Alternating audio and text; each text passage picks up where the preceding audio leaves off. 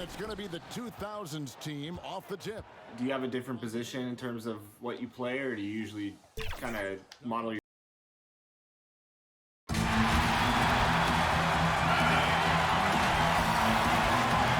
And before... Yeah, DA, very understanding. Thank you. And now a chance to take a look at some numbers for Collins.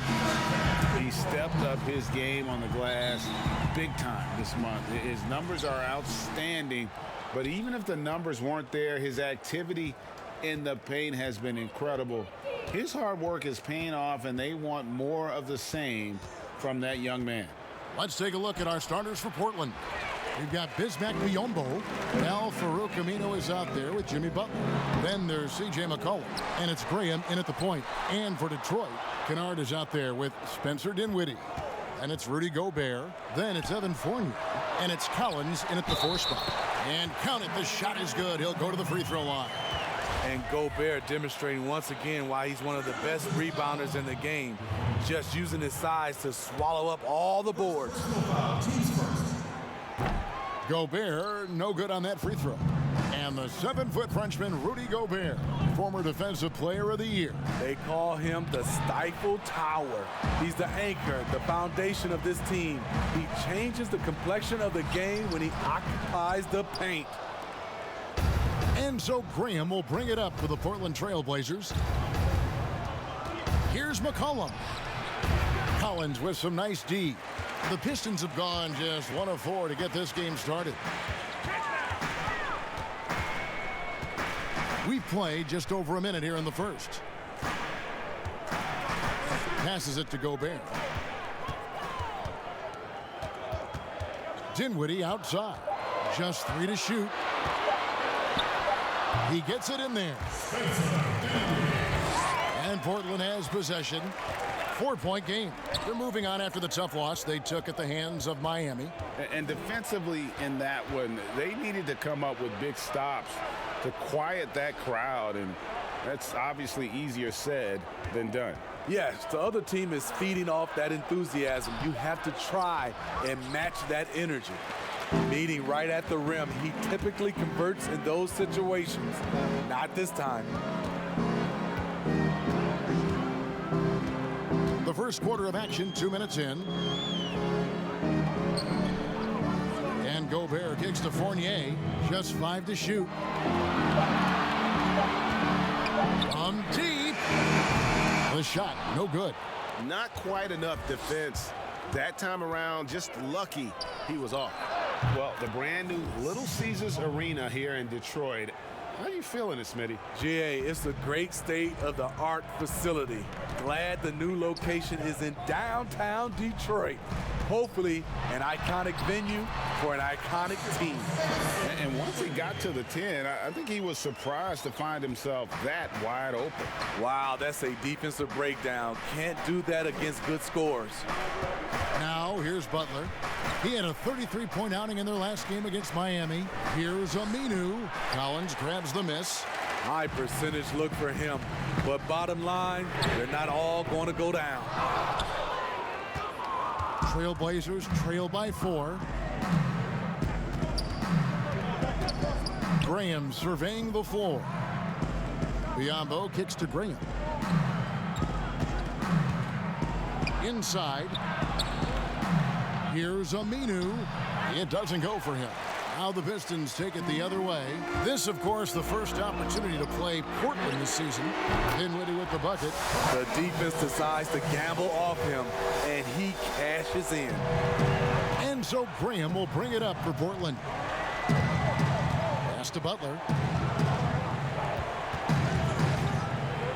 Just over 3.5 minutes gone here in the first.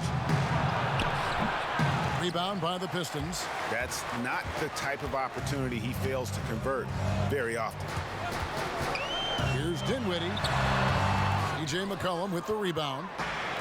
And here we go. Trailblazers with a fast break. Butler with the ball. 2 points. That one goes. You know what? This is a skill set to be able to take the bump and stay on balance after the initial contact. The Trailblazers shooting their first foul shot of the night. And collectively, they're only about 73% as a unit right now. Free throw no good for Butler.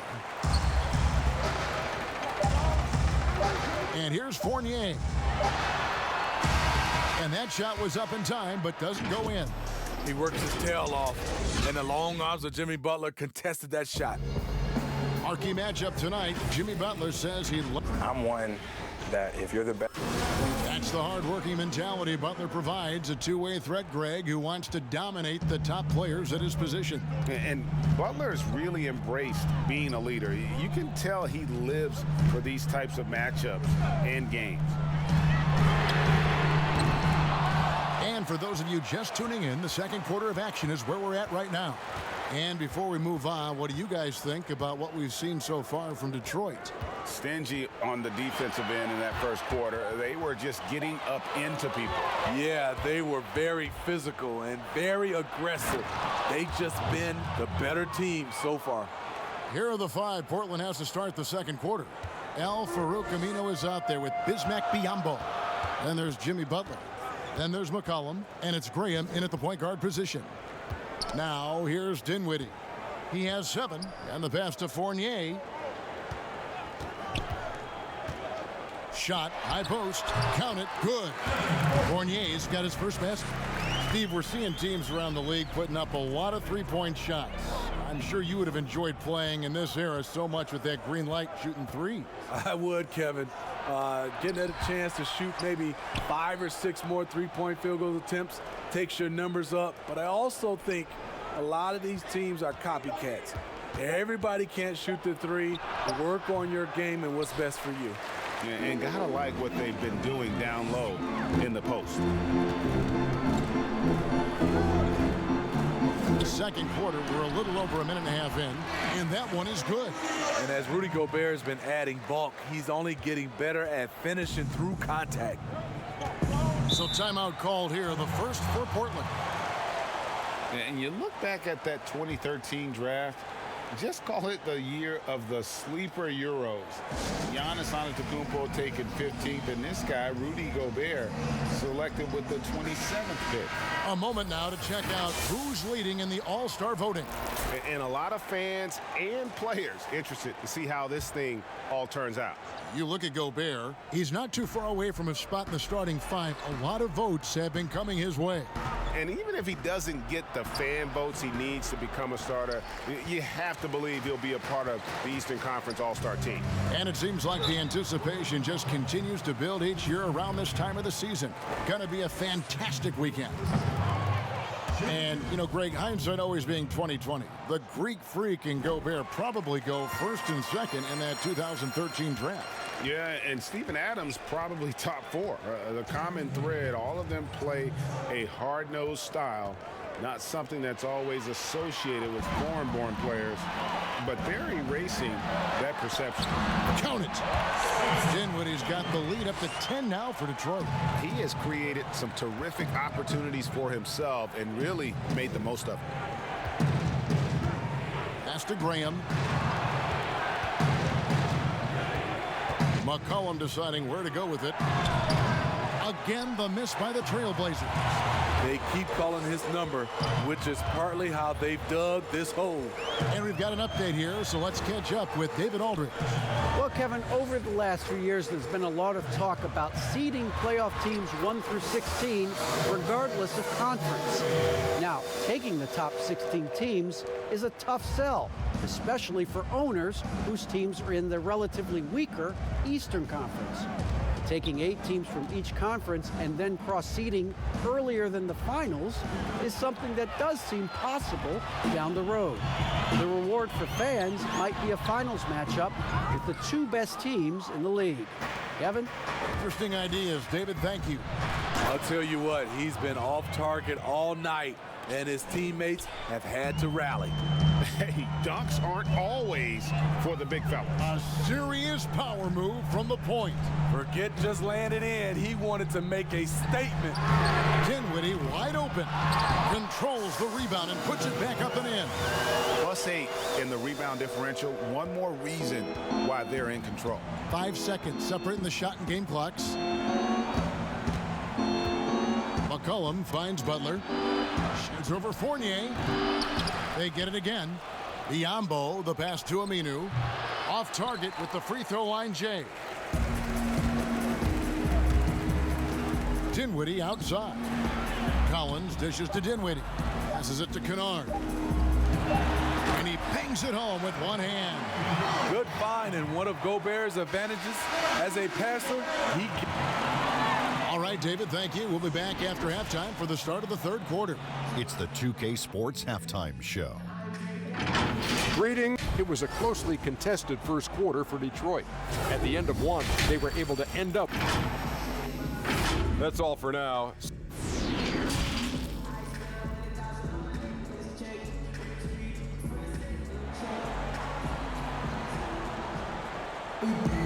And as we dive into the second half, we'll find out if the next two quarters are any different from the first two. So far, it has been a runaway. You have to like what we're seeing from Spencer Dinwiddie. Yeah, it's been a great performance from him, really staying focused on quality shots. And many of those quality shots have been jumpers. A very high percentage of those in the first half. You've got Evan Fournier, Spencer Dinwiddie out there with Kennard. Then it's John Collins, and it's Gobert in at the center position. They're the group for Dwayne Casey starting the second half. Here's Kennard.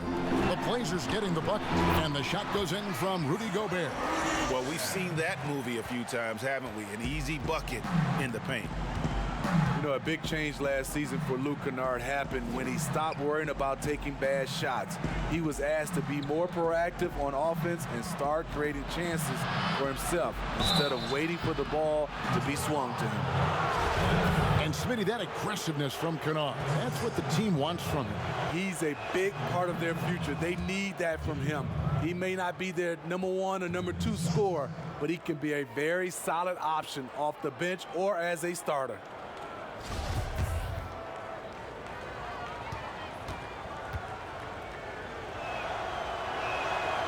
No good on the second free throw. You look at the success of Jimmy Butler, the NBA's most improved player in 2015, and continuing to refine his game. Dinwiddie with the bucket. Dinwiddie's got 13 points. And loving the strategy. Even though you're well ahead, you want to stay in attack mode. You want to stay aggressive, right at the rim, driving another nail into the coffin. Now here's Butler. He's a player that you can only hope to slow down. He averages nearly 28 points a game. They have been board dominant in this game. That's definitely been a factor in crafting this huge lead. Now here's Fournier. Jimmy Butler unable to get his last shot to go. And his pure defensive effort changed that shot from an easy one to a tough one. And you know, technically, it's a high percentage look, but this is why we play the game. And here's McCollum for three. Drills the three-pointer. He's got 7. And that's an element McCollum brings to their offense, the ability to drain the outside shot. It stretches the defense and makes them keep bodies on the perimeter.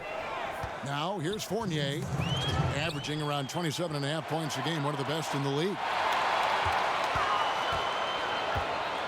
Here's Kennard. Pass to Collins. Over McCollum. Off the left rim and out. Trailblazers trail by 12. Just under 2.5 minutes into the third quarter now. Graham with the bucket. Smitty, every team has its leaders, either official or unofficial. What's expected, in your opinion, out of a team captain? Well, I think leadership. I mean, also have the same, I guess, voice of the coaching staff and organization, and also the voice of winning. I think if you have a leader that can do that, sometimes that leader's vocal, sometimes that leader leads by example, but you usually know who that is. Yeah, way to play in attack mode and get to the line. The Pistons shooting their 4th and 5th attempts at the free throw line tonight. It's amazing that in the 2017 draft, Collins went just 21st overall. That's a steal, folks. Graham with the ball. Dinwiddie covering. Aminu uses the glass to finish the layup. Aminu's got his first points of the night. And that assist got him a little nod from his teammate after that one. Outside Fournier.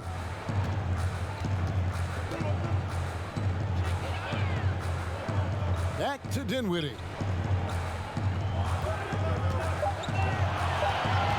There's the pass to Collins. That one falls coming off Dinwiddie's feet. And the Pistons lead by 10. No matter where he is on the floor, Collins seems to invite contact. Gobert with the block. And with the success they've had rebounding the basketball, they're right where you'd expect them to be, firmly in the driver's seat. Kennard, the pass to Gobert. Oh, yes, he did. 5 up and 5 down for him so far. Now, this is why Gobert is shooting over 60% for his career. Highly efficient inside. Now McCollum puts up a 3. And that one released in time, but no good. And so it's the Detroit Pistons up by a dozen here at the end of the quarter. And we'll see if they can keep up their tremendous shooting they've been dialed in so far from the field. And we'll be back with you shortly. And it's time now to bring you our State Farm assist of the game. Just true artistry right there. I mean, great decision on where to go with the ball, and how about the perfect delivery? Execution. This is what you practice every day. These guys are professionals. Beautiful play. And as we head into the fourth, we'll see if there's a comeback in the works or if it's more of the same from the first 3 quarters. And on the floor for Portland here in the fourth, we've got C.J. McCollum. Jimmy Butler is out there with Aminu. And there's Bismack Biyombo. And it's Graham in at the point guard. I like that. Collins playing under control, reading the floor. Nice setup there. Here's McCollum, buried from 15 feet out. What a turnaround for him since the half. More aggressive and more effective. Dinwiddie dishes to Gobert and stolen by Butler. And it's Butler with the jam. Jimmy Butler is so aggressive when he's sprinting down the floor. Few defenders have the ability to slow him down. Detroit leading by 7. A few possessions into the fourth quarter, just over a minute played. Now here's Dinwiddie. Graham defending. Dinwiddie's shot is off. And there's the call on John Collins. Going the other way. That is his first foul of the game.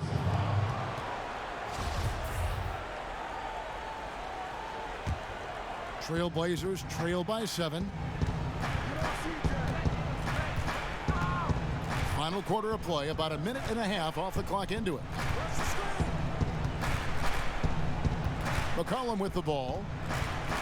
Takes a shot at the elbow. Fournier pulls it down.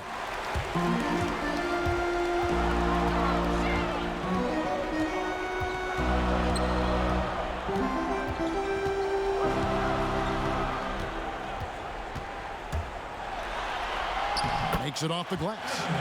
And the Pistons lead by 9. Beautiful call that time up the floor. The hard screen frees him up for the bunny. Now here's McCollum. Defense right on him. Kicks to Aminu. Shoots the 3. Out of bounds. Detroit takes possession. And that's just carelessness there. I mean, you have got to have your head in the game. Here's Fournier.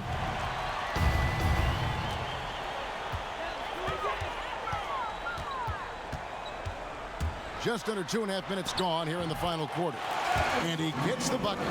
Love that they're continuing to attack despite being up big. I'm impressed with their intensity tonight. They've came in focused and they've executed. Now here's McCollum.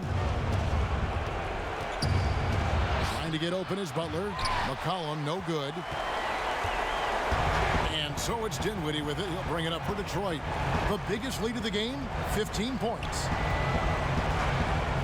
And play stops. Whistle on what looks to be an illegal screen.